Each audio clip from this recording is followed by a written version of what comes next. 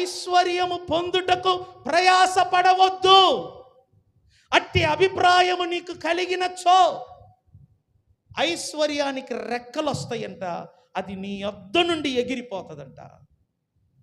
వాటి మీద దృష్టి పెట్టిన తోడనే ఐశ్వర్యము నీకు దూరం అవుతుంది. అలా కాదు, నువ్వు దేవుని ఆశీర్వాదము కొరకు దేవుని సన్నిధికి రా. బైబిల్ ఏమంటుంది? సామెతల 10వ అధ్యాయంలో యెహోవా ఆశీర్వాదము ఐశ్వర్యం ఇచ్చును. చూసారా? దేవుని ఆశీర్వాదం అంట ఐశ్వర్యం ఇస్తుందంట.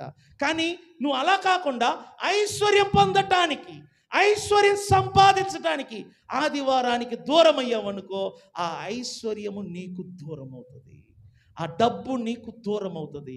అలా కాకుండా దేవుని సన్నిధికి వచ్చి దేవుని ఆశీర్వాదం పొందు. ఆ ఆశీర్వాదం అంట నీకు ఐశ్వర్యం ఇస్తుంది.